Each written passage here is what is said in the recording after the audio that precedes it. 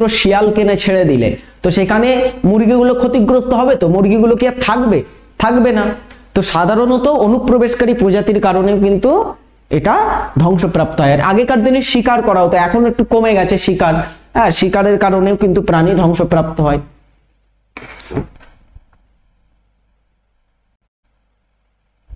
ওকে, বলো।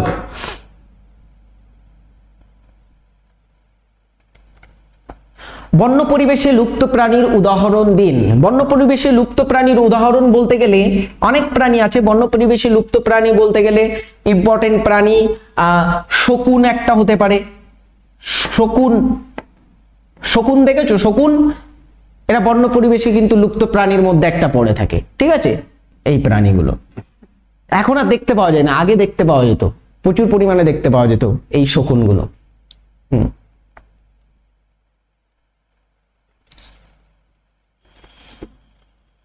ওকে ওকে ওকে, চলো এর পরেরটাতে আসবো। কারো কোনো প্রশ্ন?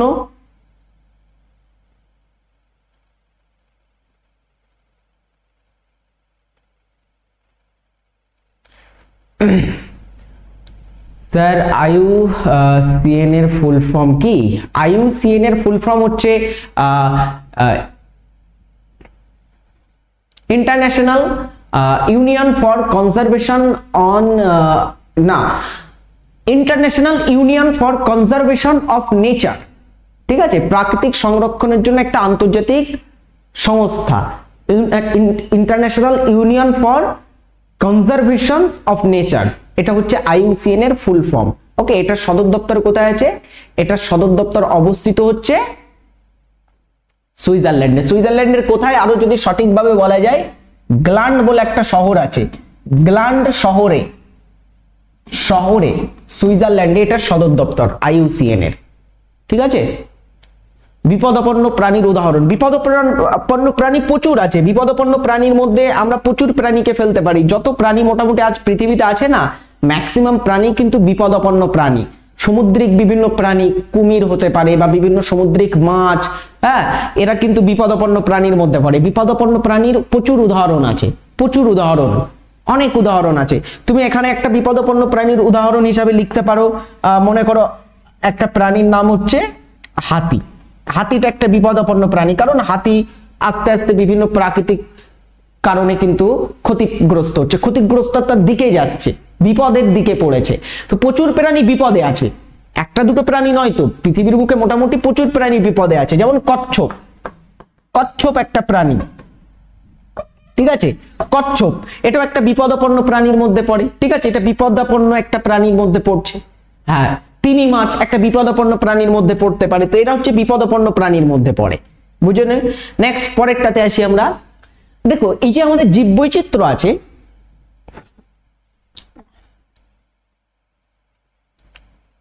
গন্ডার, হ্যাঁ গন্ডার হতে পারে, গন্ডার হতে পারে। গন্ডারটা বিপদাপন্ন নয়, গন্ডারটা একটা বিপন্ন প্রাণী, ঠিক আছে? গন্ডারটা বিপন্ন প্রাণীর মধ্যে পড়ে। বিপন্ন, গন্ডারটা কিসের মধ্যে পড়ে? বিপন্ন প্রাণীর মধ্যে পড়ে। তুমি ভারতের সব জায়গায় কিন্তু গন্ডার দেখতে পাবে না। গন্ডার শুধুমাত্র কয়েকটা গিনে চুনে কয়েকটা কিন্তু অঞ্চলেই দেখতে পাওয়া যায়। বিশেষ করে আমাদের নর্থ ইস্টেই শুধুমাত্র গন্ডার দেখতে পাওয়া যায়, তাই না? একদমই। চলো এরপরে দেখি নেক্সট। দেখো, বিপদাপন্ন প্রাণীর মধ্যে বিভিন্ন পাখিও পড়তে পারে। আজকালকার দিনে 5G এসেছে। 5Gর কারণে দেখবে তুমি আগেকার দিনে, আজ থেকে 10 বছর আগে, 2015 সালের দিকে কিংবা 2012-13 সালের দিকে, যখন সকালবেলা ঘুম থেকে উঠতে দেখবে কত পাখি চেঁচামেচি করতো, সন্ধ্যাবেলা কত পাখির দল এক স্থান থেকে অন্য স্থানে যেত, আকাশ দিয়ে কিন্তু যেত, সন্ধ্যাবেলায় সব ঘরে ফিরতো, আমরাও দেখেছি। তো এই যে পাখিগুলো এখন আর দেখতে পাওয়া যায় না। কেন দেখতে পাওয়া যায় না? আগে শালিক পাখির দল কত কিচিমিচি করতো, এখন আর তুমি দেখতে পাও? অত দেখতে পাবে না। কেন দেখতে পাবে না? আগে চড়ুই পাখি প্রচুর পরিমাণে দেখতে পাওয়া যেত, ঠিক আছে? ছোট ছোট কত ধরনের পাখি দেখতে পাওয়া যেত, কাক দেখতে পাওয়া যেত। কিন্তু সেগুলো আস্তে আস্তে কি হচ্ছে? সেগুলো আস্তে আস্তে কিন্তু আর দেখতে পাওয়া যাচ্ছে না। কারণ কি? তারা বিপদের মুখে পড়েছে। ওকে, তারা বিপদাপন্ন প্রাণী, বিভিন্ন প্রাকৃতিক কারণে তারা বিপদগ্রস্ত হয়েছে। এই কারণে তারা আস্তে আস্তে কিন্তু পৃথিবী থেকে কি হচ্ছে? তারা কিন্তু নিজেরা আইসোলেট হয়ে গেছে। ওকে, তাদেরকে আর অত সচক্ষে দেখতে পাওয়া যায় না। নেক্সট দেখবো আমরা। তাই বলে যে তারা পৃথিবীতে নেই এমন নয়, আছে, হয়তো অন্য স্থানে আছে, আমাদের অঞ্চলটাতে আর দেখতে পাওয়া যাচ্ছে না। নেক্সট হচ্ছে জীববৈচিত্র্য সংরক্ষণের দুটি প্রধান পদ্ধতি। জীববৈচিত্র্য সংরক্ষণের দুটি প্রধান পদ্ধতি: স্বস্থানে সংরক্ষণ, মানে যে স্থানে কোনো প্রাণী বা উদ্ভিদ বাস করে, তারা যেখানে জন্মায় সেই স্থানেই তাকে সংরক্ষণ করা, সেটাকে বলা হয় ইন সিটু সংরক্ষণ। মূল আবাসস্থলে অর্থাৎ নিজের স্বাভাবিক পরিবেশে জীববৈচিত্র্য সংরক্ষণকে আমরা বলছি ইন সিটু সংরক্ষণ। যেমন সুন্দরবনের সুন্দরী গাছকে সুন্দরবনের পরিবেশেই সংরক্ষণ করাকে আমরা বলছি কি ইন সিটু সংরক্ষণ। এখন সুন্দরী গাছকে তুমি যদি কলকাতায় এনে সংরক্ষণ করো, সেটাকে কি ইন সিটু বলা হবে? ইন সিটু, ইন সিটু মানে যে স্থানে জন্ম, ইন সিটু মানে ইন মানে কি ভিতরে, যেখানে জন্ম সেই স্থানেই কিন্তু তাকে সংরক্ষণ করাকে বলা হচ্ছে ইন সিটু সংরক্ষণ। এটা আমরা পড়েছি। সুন্দরবনে যে বাঘগুলো আছে সেই বাঘগুলোকে ওই স্থানেই সংরক্ষণ করা হচ্ছে, সুন্দরবনের মধ্যেই সংরক্ষণ করা হচ্ছে। সুন্দরবনকে একটা বিশেষ স্ট্যাটাস দেওয়া হয়েছে, ভারতের বায়োস্ফিয়ার রিজার্ভ, ভারতের ব্যাঘ্র প্রকল্প। এই যে স্ট্যাটাস গুলো দেওয়া হয়েছে বিকজ অফ সুন্দরবনকে প্রোটেক্ট করার জন্য। তো সুন্দরবনের সুন্দরী গাছ বা সেখানকার বাস্তুতন্ত্রকে, সেখানকার জীববৈচিত্র্যকে ওই অঞ্চলের মধ্যেই কি করা হচ্ছে? ওই অঞ্চলের মধ্যেই সংরক্ষণ করা হচ্ছে। তো এটাকে আমরা ইন সিটু সংরক্ষণ বলি। ইন সিটু সংরক্ষণের অনেক উদাহরণ আছে, একটু উদাহরণ বলি। একটা তো হচ্ছে সুন্দরী গাছকে সুন্দরবনেই সংরক্ষণ করা। এছাড়া আরো অনেক উদাহরণ আছে। যদি আমরা উদাহরণ বলি, তেমন জাতীয় উদ্যান একটা উদাহরণ হতে পারে। জাতীয় উদ্যান, অভয়ারণ্য, অভয়ারণ্য, ঠিক আছে, বায়োস্ফিয়ার রিজার্ভ, বায়োস্ফিয়ার রিজার্ভ এবং প্রাণী সংরক্ষণ বিভিন্ন প্রকল্প, project tiger, project elephant, project সংরক্ষিত বনাঞ্চল যেটাকে বলা হয় আর কি। ওকে, আচ্ছা, এরপরে দেখো আরেকটা সংরক্ষণ হচ্ছে এক্স সিটু সংরক্ষণ। এক্স সিটু মানে অন্য স্থলে সংরক্ষণ। কোন একটা প্রাণী, মনে করো একটা প্রাণী তার আবাসস্থল থেকে দূরে নিয়ে গিয়ে তাকে সংরক্ষণ করাকে বলা হচ্ছে এক্স সিটু সংরক্ষণ। এক্স সিটু সংরক্ষণ জীববৈচিত্র্যের উপাদান সমূহকে তাদের মূল আবাসস্থল বা স্বাভাবিক প্রাকৃতিক পরিবেশের বাইরে বাঁচিয়ে রাখাকে বলা হয়ে থাকে এক্স সিটু সংরক্ষণ। যেমন চিড়িয়াখানা, বোটানিক্যাল গার্ডেন, ক্রায়ো সংরক্ষণ, জিঙ্ক ব্যাংক, এগুলো হচ্ছে এক্স সিটু সংরক্ষণের মধ্যে পড়ে। এর ভিতরে ক্রায়ো সংরক্ষণটা কি? চিড়িয়াখানা বা বোটানিক্যাল গার্ডেন তোমরা জানো, কিন্তু ক্রায়ো সংরক্ষণটা কি? ক্রায়ো সংরক্ষণটা হচ্ছে, ক্রায়ো সংরক্ষণ হলো জৈবিক কার্যকারিতা সংরক্ষণের একটি প্রক্রিয়া, যার মাধ্যমে পদার্থগুলোকে সাধারণত তরল নাইট্রোজেনে প্রায় -196 ডিগ্রি সেলসিয়াস তাপমাত্রায়, তার কাছাকাছি তাপমাত্রায় কোনো সূক্ষ্ম জিনিসকে সংরক্ষণ করাকে বলা হয় ক্রায়ো সংরক্ষণ। মনে করো কোনো একজন প্রাণীর সেল, কোষের একটা অংশ, তার একটা ডিএনএ, তার একটা জিন, অথবা কোনো একটা উদ্ভিদের কোনো একটা ছোট অংশ, কোনো একটা জিন বা কোনো একটা স্ট্রোমা, কোনো একটা কলা, এগুলোকে সংরক্ষণ করা হয় -196 ডিগ্রি সেলসিয়াস তরল নাইট্রোজেনে। এটাকে আমরা বলবো ক্রায়ো সংরক্ষণ। ক্রায়ো সংরক্ষণে ছোট ছোট জিনিস, মূল যে জিনিসগুলো, যেটার মাধ্যমে নতুন একটা কিন্তু প্রজাতির সৃষ্টি করা যায়। কোনো একটা প্রাণীর জিন নিয়ে কিন্তু তুমি একটা অন্য প্রজাতি তৈরি করতে পারো, তাই তো? আমাদের জিন নিয়ে, মানুষের জিন নিয়ে ধরো কোথাও একটা সংরক্ষণ করে রাখা হলো, তারপরে মনে করো সেখানে তোমার আমাদের এই অঞ্চলটাতে একটা খুব বড় দুর্যোগ আসলো, সব মানুষ মরে গেছে। হ্যাঁ, মনে করো একজন বিজ্ঞানী বেঁচে আছে, তার কাছে একটা জিন আছে, এই জিন থেকে কিন্তু আবার একটা নতুন মানুষ তৈরি করা সম্ভব। বুঝেছো? সম্ভব। একটা কোষ আছে, সেই কোষ থেকে কিন্তু একটা নতুন মানুষ তৈরি করা সম্ভব। তো এই কারণে এই জিঙ্ক ব্যাংকগুলোতে, ক্রায়ো সংরক্ষণ অঞ্চলগুলোতে এই ছোট ছোট জিনিসগুলোকে সংরক্ষণ করে রাখা হয়। হ্যাঁ, পুরো একদমই বিভিন্ন অঞ্চলে এইগুলোকে করে রাখা হয়েছে। সেই নরওয়ে, আন্টার্কটিকা, এই সমস্ত অঞ্চলে প্রচুর এরকম জিঙ্ক ব্যাংক তৈরি করে রাখা হয়েছে, ক্রায়ো সংরক্ষণ কেন্দ্র তৈরি করে রাখা হয়েছে। কেন তৈরি করে রাখা হয়েছে? কারণ পৃথিবীতে ধরো একটা বিশ্বযুদ্ধ হলো, একটা পারমাণবিক যুদ্ধ হলো, পৃথিবী সবকিছু ধ্বংসপ্রাপ্ত হয়ে গেছে, তখন আবার পৃথিবীতে মানুষ এবং পৃথিবীতে উদ্ভিদ জাগিয়ে তোলার জন্য বা তাদেরকে আবার নতুন করে একটা প্রজাতি হিসাবে গড়ে তোলার জন্য এদেরকে সেভ করে রাখা আছে, এগুলোকে সংরক্ষণ করে রাখা হয়েছে। ওকে, তো এটা প্রাকৃতিক আবাসস্থলের বাইরে সংরক্ষণ করে রাখা হচ্ছে, তো এটাকে ক্রায়ো সংরক্ষণ, জিন ব্যাংক বলা হয়ে থাকে। চলো এরপরে দেখি আর কি আছে। জীববৈচিত্র্য সংরক্ষণের এলাকার মধ্যে ইনসিটু এলাকা যেটা বলা হচ্ছিল, সেই ইনসিটুর মধ্যে আমরা বিভিন্ন জিনিস দেখতে পাই, যেমন জাতীয় উদ্যান, বন্যপ্রাণী অভয়ারণ্য, জীবমণ্ডল সংরক্ষণ বা যেটাকে বায়োস্ফিয়ার রিজার্ভ বলা হচ্ছে, ঠিক আছে, বা প্রাণী সংরক্ষণ কেন্দ্র বিভিন্ন ধরনের, এগুলো হচ্ছে ইনসিটু সংরক্ষণের মধ্যে আছে। ওকে, ইনসিটু সংরক্ষণের মধ্যে পড়ে। তো ইনসিটুর মধ্যে জাতীয় উদ্যানটা কি? জাতীয় উদ্যান হলো সরকার কর্তৃক রক্ষণাবেক্ষণ করা ছোট ছোট সংরক্ষিত অঞ্চল। কোন একটা অঞ্চল, ছোট একটা অঞ্চল, সংরক্ষিত অঞ্চল, যেখানে সরকারের কিন্তু কি অনুমতি ছাড়া প্রবেশ নিষেধ, সরকার দ্বারা সেটা রক্ষণাবেক্ষণ করা হয়ে থাকে, সেটাকে আমরা জাতীয় উদ্যান বলি। যেমন সুন্দরবন জাতীয় উদ্যান, সুন্দরবনে সরকারি পারমিশন ছাড়া তুমি কিন্তু প্রবেশ করতে পারবে না, যাদের পারমিশন থাকে তারাই প্রবেশ করতে পারে। ওকে, জাতীয় উদ্যানে আবার কিছু জোন থাকে, বাফার জোন, তারপরে বিভিন্ন এরিয়া থাকে। তো যেটা মূল জাতীয় উদ্যান সেখানে কিন্তু সবাই ঢুকতে পারে না। বন্যপ্রাণী অভয়ারণ্য কি? বন্যপ্রাণী অভয়ারণ্য হচ্ছে এগুলোতে কেবল বন্যপ্রাণী পাওয়া যায়, প্রধানত বন্যপ্রাণী পাওয়া যায়। এছাড়া কাঠ কাটা, চাষাবাদ এবং কাঠ ও অন্যান্য বনজ সংগ্রহের মতো মানবিক কার্যকলাপ এখানে অনুমোদিত।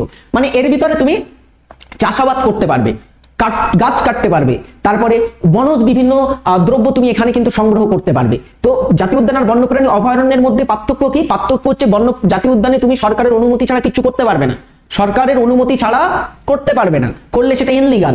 কিন্তু বন্যপ্রাণী অভয়ারণ্যের মধ্যে এগুলো করা যায়, বিভিন্ন কার্যকলাপ তুমি করতে পারো, পর্যটনের জন্য যেতে পারো, ঘুরতে যেতে পারো, কাঠ কাটতে পারো, চাষাবাদ করতেও পারো তুমি এর ভিতরে। ওকে, আচ্ছা, যতক্ষণ না সেগুলি সংরক্ষণ প্রকল্পের হস্তক্ষেপ করে, মানে যতক্ষণ তার উপরে সংরক্ষণ প্রকল্প আসছে ততক্ষণ তুমি এগুলো করতে পারো। এছাড়া পর্যটকরা বিনোদনের জন্য এই স্থানগুলিতে যেতে পারেন, পর্যটকরা বিনোদন করার জন্য যেতে পারে এই স্থানগুলোতে, বুঝেছো? আচ্ছা, এটা হলো জাতীয় উদ্যান, বন্যপ্রাণী অভয়ারণ্য। আরেকটা জিনিস আছে বায়োস্ফিয়ার রিজার্ভ। বায়োস্ফিয়ার রিজার্ভটা কি? বায়োস্ফিয়ার রিজার্ভটা হচ্ছে এই যে বন্যপ্রাণীগুলো বললাম না ছোট ছোট সংরক্ষিত অঞ্চল, বায়োস্ফিয়ার রিজার্ভটা হচ্ছে অনেক বড় সংরক্ষিত অঞ্চল। একটা বায়োস্ফিয়ার রিজার্ভের মধ্যে দুটো তিনটে জাতীয় উদ্যানও ঢুকে যেতে পারে। ওকে, বায়োস্ফিয়ার রিজার্ভের একটা আলাদা গুরুত্ব থাকে, বায়োস্ফিয়ার রিজার্ভগুলো অনেক বড় বড় হয়ে থাকে। ওকে, সেখানেও কিন্তু মানুষ এই সমস্ত কার্যকলাপ করতে পারে না, বায়োস্ফিয়ার রিজার্ভের মধ্যে করতে পারে, কিন্তু তার কিছু আলাদা আলাদা জোন আছে। একটা বাফার জোন থাকে, একটা তোমার হচ্ছে প্রোটেক্টেড এরিয়া থাকে, একটা মানুষের জন্য ইউজ করা এরিয়া থাকে, অনেক ব্যাপার স্যাপার আছে এটার। তো বায়োস্ফিয়ার রিজার্ভটা একটু বড় আকারের হয়ে থাকে। আমাদের পশ্চিমবঙ্গে একটাই বায়োস্ফিয়ার রিজার্ভ আছে, সেটা হচ্ছে সুন্দরবন বায়োস্ফিয়ার রিজার্ভ। আর জাতীয় উদ্যান পশ্চিমবঙ্গে কতগুলি আছে? 6টি আছে। আর পুরো ভারতবর্ষের মধ্যে জাতীয় উদ্যান আছে কতগুলি? 106টি, আর পশ্চিমবঙ্গে শুধু 6টি। আর বন্যপ্রাণী অভয়ারণ্য আমাদের পশ্চিমবঙ্গে আছে কতগুলি? 15টি। পুরো ভারতবর্ষে বন্যপ্রাণী অভয়ারণ্য 500রও বেশি আছে, বুঝেছো? তো এইভাবে আমরা কিন্তু এটা কি পড়তে পারি। চলো এর ভিতরে কিছু গুরুত্বপূর্ণ জাতীয় উদ্যান সম্পর্কে দেখা যাক নাকি।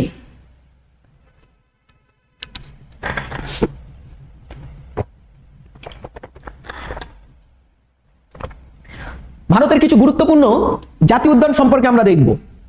প্রথমে যে জাতীয় উদ্যানটা বলা হচ্ছে সেটা হচ্ছে করবেট জাতীয় উদ্যান। এই করবেট জাতীয় উদ্যানটা 1936 সালে স্থাপিত হয়েছিল, 1936 স্থাপিত হয়। এই জাতীয় উদ্যানটা প্রথম নাম ছিল হেইলি জাতীয় উদ্যান। চাপ নেওয়ার কিছু নেই, তোমাদের প্রশ্ন আসবে না। হেইলি জাতীয় উদ্যান এটার প্রথম নাম ছিল।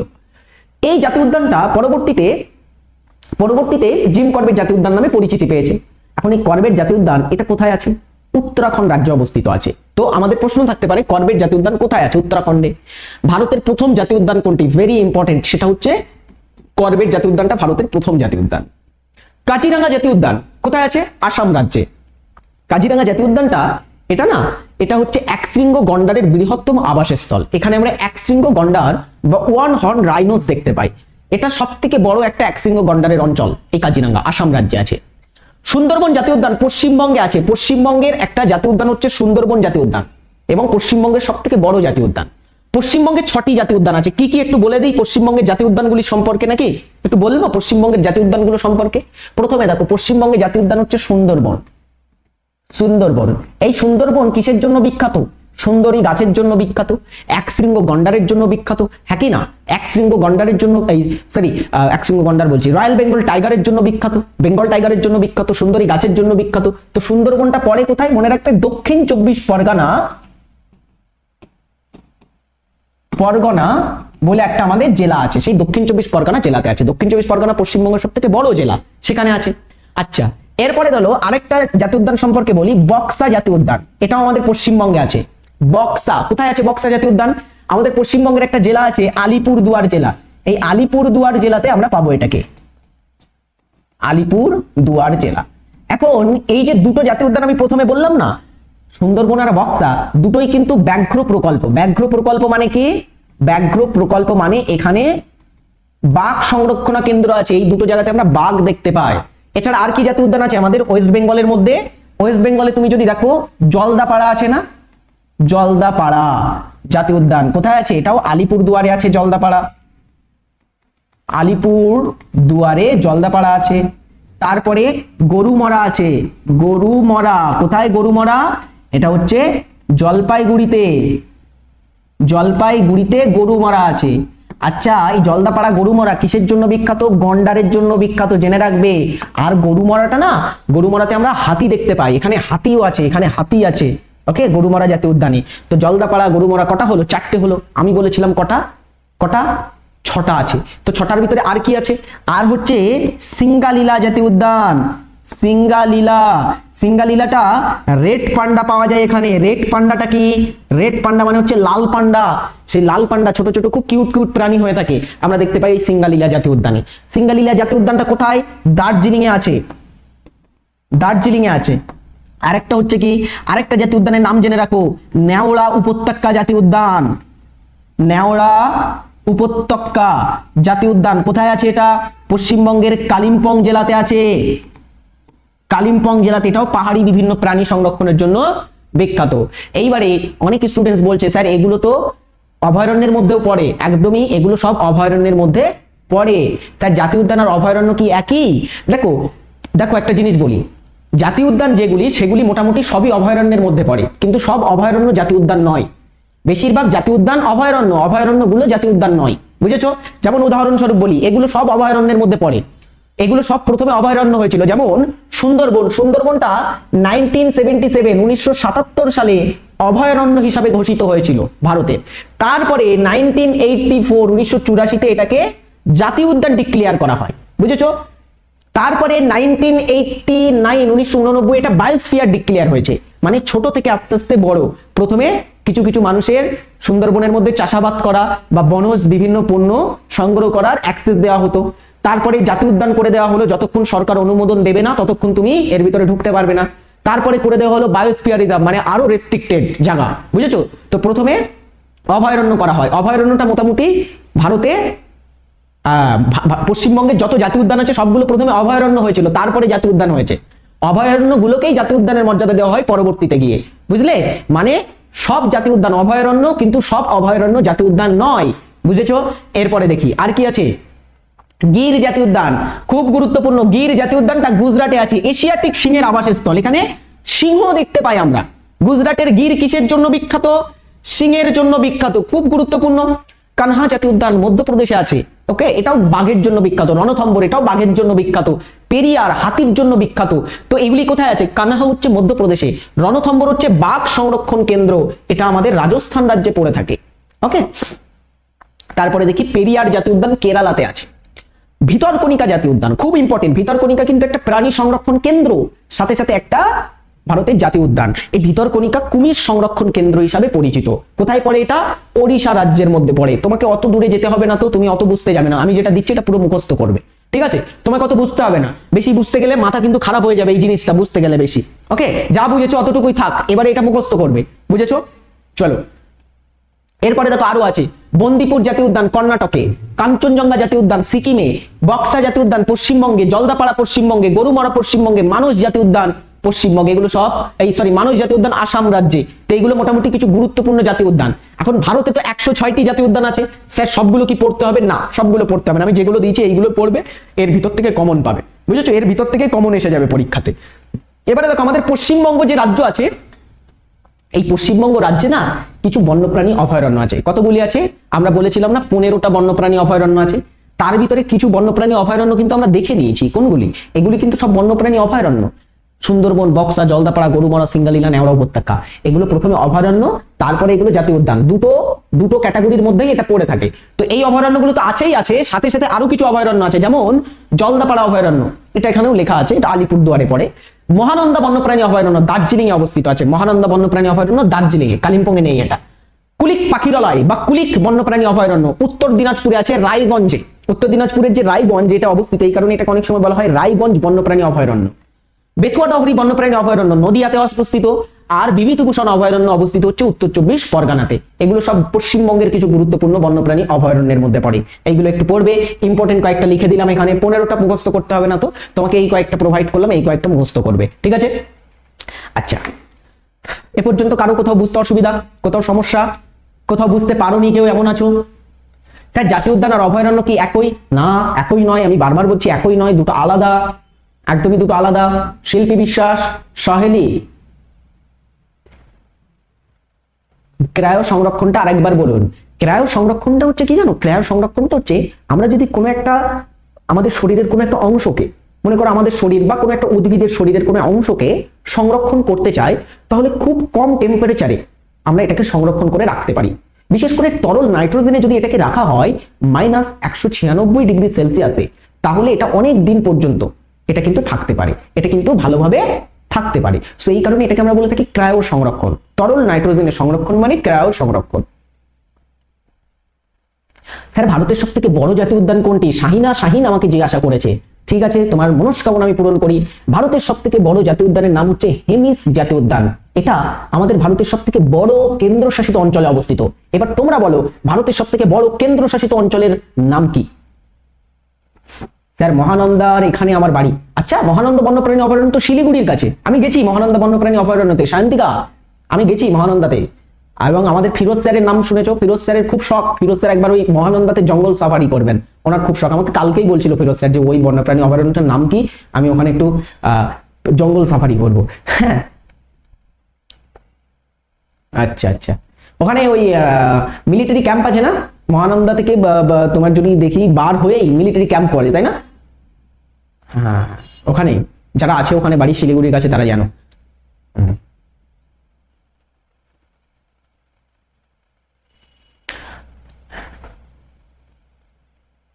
যেগুলো জাতীয় উদ্যান ঘোষণা হয়েছে সেগুলোকে অভয়ারণ্য বলা যাবে? অবভিয়াসলি বলা যাবে। অভয়ারণ্য প্রথমে ঘোষণা করা হয়, তারপরে জাতীয় উদ্যান ঘোষণা করা হয়। আমার বাড়ি স্যার ডালখোলাতে। ডালখোলাতে তোমার দিনাজপুরে? তাহলে তোমার বাড়ি তো দিনাজপুরে, তাহলে ডালখোলাতে দিনাজপুরে পড়ে না?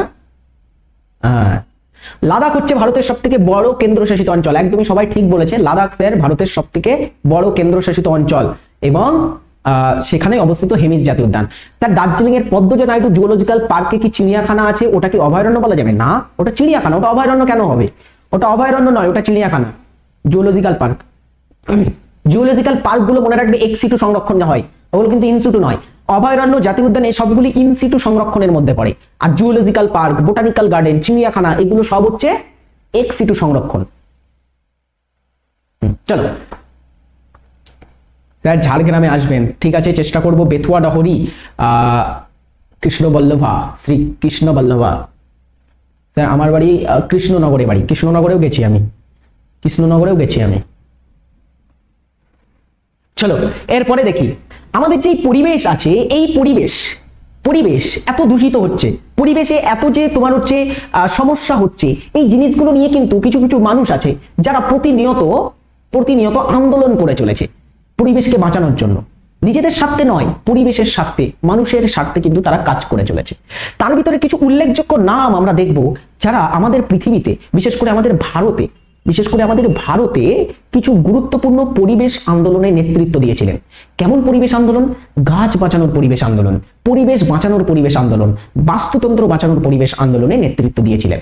যেমন তার ভিতরে একটা গুরুত্বপূর্ণ আন্দোলন হচ্ছে চিপকো আন্দোলন।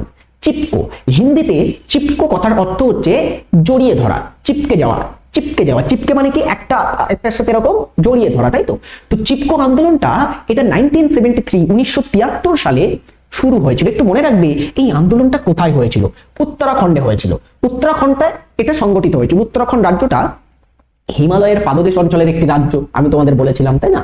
আচ্ছা, এই উত্তরাখণ্ড রাজ্যটা না একটা সময় উত্তরপ্রদেশের অন্তর্গত ছিল। কিসের অন্তর্গত ছিল? উত্তরপ্রদেশের অন্তর্গত ছিল। উত্তরপ্রদেশ রাজ্যটা ভেঙে 2000 সালে এই উত্তরাখণ্ড রাজ্যটা গঠিত হয়। তো 2000 সালের আগে অর্থাৎ 1973 সালে যখন চিপকো আন্দোলন হয় তখন এই অঞ্চলটা উত্তরপ্রদেশের মধ্যেই পড়তো, কিন্তু 2000 সালের পরে উত্তরাখণ্ড বলে ওখান থেকে একটা নতুন রাজ্য তৈরি হয়ে গেছে। এই কারণে আমরা বলবো ওটা উত্তরাখণ্ড রাজ্য হয়েছিল, যেটা তৎকালীন সময় উত্তরপ্রদেশ ছিল। ওকে, সাফারিং হচ্ছে না, ঠিক করে দিচ্ছি। ওকে, তো এই আন্দোলনে একজন নেতা ছিলেন যার নাম হচ্ছে সুন্দরলাল বহুগুণা। তার নেতৃত্বে এই চিপকো আন্দোলনটা সংগঠিত হয়েছিল। এখন এই চিপকো আন্দোলনটা কেমন আন্দোলন ছিল?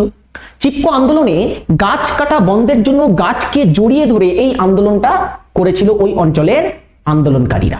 মানে ওই অঞ্চলে যারা ছিল, মানে উত্তরাখণ্ডের ওই অঞ্চলে যে সমস্ত ব্যক্তিরা ছিল, যে সমস্ত মহিলারা ছিল, তারা গাছকে জড়িয়ে ধরে আন্দোলন করেছিল যে গাছ কাটতে হলে আমাকে আগে কাটতে হবে, ঠিক আছে, তারপরে গাছ কাটতে দেবো। তো বিশেষ করে ওই অঞ্চলের মহিলারা, নারীরা সক্রিয়ভাবে অংশগ্রহণ করে এই আন্দোলনে। কার ডাকে অংশগ্রহণ করে? সুন্দরলাল বহুগুণার ডাকে তারা অংশগ্রহণ করে। সুন্দরলাল বহুগুণার নেতৃত্বে তারা গাছ জড়িয়ে ধরে এই আন্দোলনটা চালিয়েছিল। এই আন্দোলনটি অহিংস প্রতিরোধের মাধ্যমে বন সংরক্ষণের জন্য বিখ্যাত, খুব বিখ্যাত আন্দোলন এই চিপকো আন্দোলনটা উত্তরাখণ্ডে 1973-তে। এখান থেকে সবগুলো সাল তোমাদের মনে রাখতে হবে না, কিন্তু চিপকো আন্দোলনের সালটা একটু মনে রেখে দেবে। এবারে চলো চিপকো আন্দোলন থেকে জাম্প মেরে আমি একটু যাবো আপ্পিকো আন্দোলনে। নর্মদা বাঁচাওটা পরে আসছি, আগে আপ্পিকো আন্দোলনে যাই। এখন চিপকো আন্দোলনটা কি হলো? গাছ বাঁচানোকে কেন্দ্র করে হলো। এই আপ্পিকো আন্দোলনটা ঠিক এই চিপকো আন্দোলনের 10 বছর পরে হয়, ঠিক 10 বছর পরে হয়। কত সালে? 1983 সালে চিপকো আন্দোলনের অনুকরণে, পুরো চিপকো আন্দোলনের মতোই, চিপকো আন্দোলনে যেমন গাছ জড়িয়ে ধরে আন্দোলন করা হয়, তেমনি এই অঞ্চলে, কর্ণাটক অঞ্চলে, আমাদের ভারতের যে কর্ণাটক অঞ্চল, কর্ণাটক অঞ্চলের পশ্চিমঘাট পর্বতমালার ঢালে ওই অঞ্চলে আন্দোলনকারীরা গাছ জড়িয়ে ধরে কিন্তু একটা আন্দোলন শুরু করে গাছ কাটা বন্ধের জন্য। সেই আন্দোলনকে আপিকো আন্দোলন বলা হয়। এটাকে দক্ষিণ ভারতের চিপকো আন্দোলনও আমরা বলতে পারি, কারণ চিপকো আন্দোলন থেকেই অনুপ্রাণিত হয়ে কিন্তু এই আন্দোলনটা শুরু হয়। কর্ণাটকের বন সংরক্ষণের জন্য এই আন্দোলনটা শুরু হয়। অ্যাপিকো কথার অর্থ হচ্ছে জড়িয়ে ধরা, যেমন চিপকো কথার হিন্দিতে অর্থ হচ্ছে কি জড়িয়ে ধরা, অ্যাপিকো কথার কন্নড় ভাষায় অর্থ হচ্ছে জড়িয়ে ধরা। তো দুটোরই অর্থ হচ্ছে জড়িয়ে ধরা, ঠিক আছে। দুটো আন্দোলন 10 বছর অন্তরে অন্তরে হয়েছিল, এবং দুটো আন্দোলনের যদি আমরা দেখি, একটা নেতৃত্ব বহুগুণা সুন্দরলাল, আর একটা নেতৃত্ব ছিলেন পাণ্ডুরঙ্গ হেগড়ে। নেক্সট নর্মদা বাঁচাও আন্দোলন, এটা 1985-এ নর্মদা উপত্যকা অঞ্চলে বাঁধ নির্মাণ, সর্দার সরোবর বাঁধ বলে একটা বাঁধ আছে নর্মদা নদীর উপরে, সেই সর্দার সরোবর বাঁধটা নির্মাণে বাধা দেওয়ার জন্য কিন্তু সেই অঞ্চলের মানুষেরা একটা আন্দোলন করেছিল। কার নেতৃত্বে? মেধা পাটেকার এবং বাবা আমতে, দুজন বিখ্যাত ব্যক্তির কিন্তু নেতৃত্বে নর্মদা নদীর উপরে সর্দার সরোবর বাঁধ নির্মাণের বিরুদ্ধে পরিবেশ ও স্থানীয় মানুষের পুনর্বাসনের দাবিতে এই আন্দোলনটা শুরু হয়েছিল। তো এই আন্দোলনটা কোন বাঁধের বিপক্ষে হয়েছিল? সর্দার সরোবর বাঁধ যাতে নির্মাণ না করা হয়, এই বাঁধ নির্মাণ করলে বাস্তুতন্ত্র ক্ষতিগ্রস্ত হবে, সেই ভেবেই কিন্তু এই আন্দোলনটা শুরু হয়। আচ্ছা, এখান থেকে আরেকটা জিনিস মনে রাখবে, সর্দার সরোবর বাঁধ কোন নদীর উপরে আছে? পরীক্ষায় প্রশ্ন দিলে তোমরা বলবে নর্মদা নদীর উপরে আছে, গুজরাট রাজ্যে পড়ে থাকে সর্দার সরোবর বাঁধটা। আরেকটা হচ্ছে সাইলেন্ট ভ্যালি আন্দোলন, 1970-এর দশকে কেরালার একটা ভ্যালি অঞ্চল আছে। ভ্যালি মানে তোমরা বুঝতে পারছো, পাহাড়ের উপত্যকা অঞ্চলকে আমরা ভ্যালি বলি। তো সাইলেন্ট ভ্যালি অঞ্চলে এই আন্দোলনটা শুরু হয়। এটি জলবিদ্যুৎ প্রকল্পের বিরুদ্ধে পরিবেশবাদীদের একটা আন্দোলন ছিল। এই আন্দোলনে ক্রান্তীয় চিরহরিত অরণ্য এবং বিপন্ন প্রাণী জগৎকে রক্ষা করা মূল উদ্দেশ্য ছিল। বুঝেছো? তো এই হচ্ছে 4টি ইম্পর্টেন্ট আন্দোলন। এই আন্দোলনগুলো পড়লে ওয়েস্ট বেঙ্গলের যে কোনো পরীক্ষায় এখান থেকে প্রশ্ন আসলে তোমরা উত্তর করতে পারবে। এর বাইরে কোনো প্রশ্ন হয় না, আন্দোলন রিলেটেড প্রশ্ন এর ভিতর থেকেই তোমাদের হবে। যে কোনো পরীক্ষা, তুমি যদি WBCS পরীক্ষা দাও, তাও এর ভিতর থেকেই প্রশ্ন হবে, এর বাইরে প্রশ্ন হবে না। পরিবেশের এই পার্টের বাইরে আর কোনো প্রশ্নই হয় না। বুঝেছো? এবারে চলো আরেকটা জিনিস বলি। এগুলো তো গেল আমাদের ভারতের বিভিন্ন ব্যক্তিদের দ্বারা একটা উদ্যোগ, তারা পরিবেশ বাঁচানোর জন্য কিছু উদ্যোগ নিয়েছিলেন। আন্তর্জাতিক ক্ষেত্রে এরকম একটা উদ্যোগ নেওয়া হয়। বিশ্ব বসুন্ধরা সম্মেলন ব্রাজিলের রিও ডি জেনেরিও শহরে সংঘটিত হয়েছিল। রিও ডি জেনেরিও ব্রাজিলের একটা বড় শহর, সেই শহরে 1992 আন্তর্জাতিক মহলে একটা সম্মেলন হয় পরিবেশ বাঁচানোর উদ্দেশ্যে। সেই সম্মেলনকে আমরা বলি বিশ্ব বসুন্ধরা সম্মেলন। এটা থেকে প্রশ্ন আসতে পারে যে বিশ্ব বসুন্ধরা সম্মেলন কবে হয়েছিল? 1992-তে। চলো কিছু প্রশ্ন উত্তর প্র্যাকটিস করবো আমরা আজ। আগের দিন যেমন প্রশ্ন উত্তর করেছিলাম, আজকেও আমরা একটু প্রশ্ন উত্তর করি। প্রশ্ন উত্তর করলে কিন্তু আমাদের বোঝা যায় যে আমরা কতটা পারছি, কতটা শিখতে পেরেছি, তাই না? চলো আজকেও প্রশ্ন উত্তর হবে।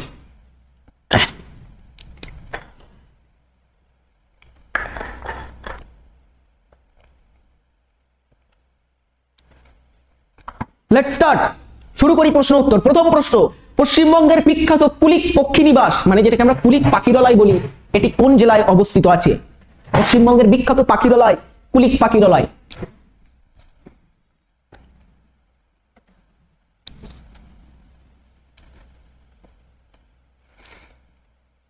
কোথায় আছে?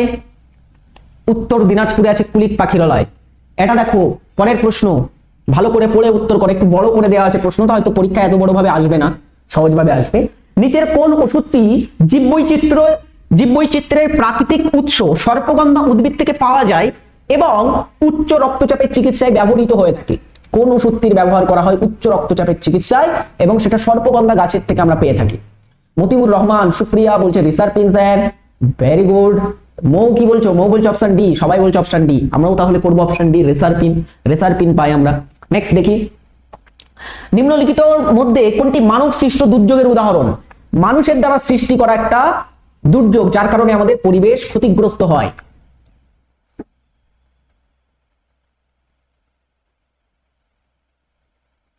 মানব সৃষ্ট একটা প্রাকৃতিক দুর্যোগ কোনটি ছিল? Bhopal gas tragedy. Bhopal gas tragedy বা ভোপাল গ্যাস দুর্ঘটনা এটা 1984 সালে ঘটেছিল। 1984 সালে মধ্যপ্রদেশের ভোপাল শহরে একটা কারখানা ছিল, ইউনিয়ন কার্বাইড বলে একটা কারখানা ছিল, ঠিক আছে, ব্যাটারি নির্মাণ করা কারখানা। সেই ব্যাটারি নির্মাণ করা কারখানা, সেখানে একটা গ্যাসের ব্যবহার করা হতো, মিথাইল আইসোসায়ানেট, MIC বলে একটা গ্যাস।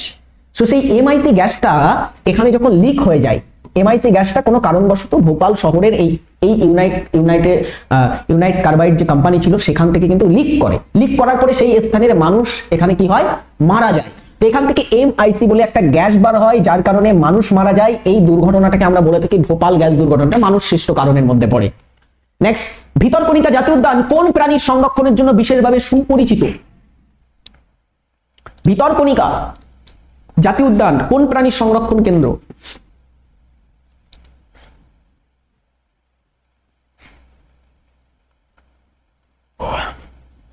ভিতরকণিকা সংরক্ষণ কেন্দ্র কিসের? কুমির সংরক্ষণ কেন্দ্র না? কোন রাজ্যে আছে ভিতরকণিকা? ভিতরকণিকা কোন রাজ্যে আছে? ওড়িশা রাজ্যে আছে। Very good.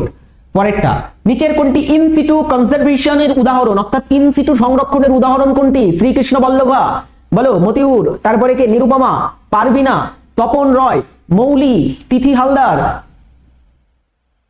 Gazi, Nilima Haldar, Ankita. Very good, সবাই উত্তর করছে। ফতেমা উত্তর করছে, আলী আহমেদ উত্তর করেছে, কিসমুতারা বেগম। Very good. চলো এটা বলে উত্তর কি করবো আমরা? ইন্দ্রাণী, দ্রুত। ইনসিটু সংরক্ষণ কোনটি? জাতীয় উদ্যান একটা ইনসিটু সংরক্ষণ না? জাতীয় উদ্যান ইনসিটু সংরক্ষণের মধ্যে পড়ে। কোন জাতীয় উদ্যানটি এশিয়াটিক সিংহর একমাত্র প্রাকৃতিক আবাসস্থল, মানে যেখানে এশিয়াটিক সিংহ বাস করে?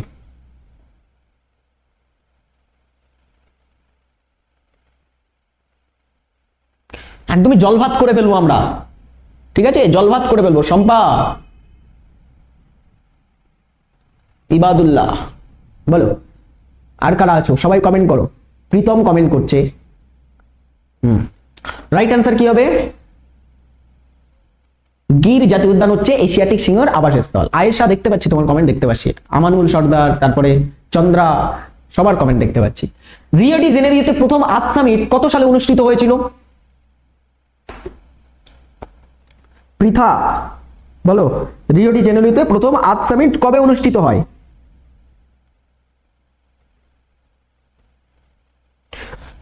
প্রথম বসুন্ধরা সম্মেলন অনুষ্ঠিত হয় 1992, 1992 রিও ডি জেনেরিও, ব্রাজিলে। সেখানে হয়েছিল আর্থ সামিট।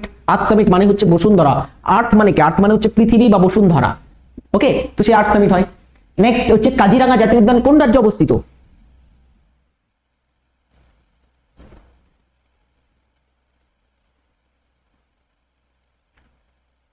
কাজিরাঙ্গা জাতীয় উদ্যান কোন রাজ্যে আছে?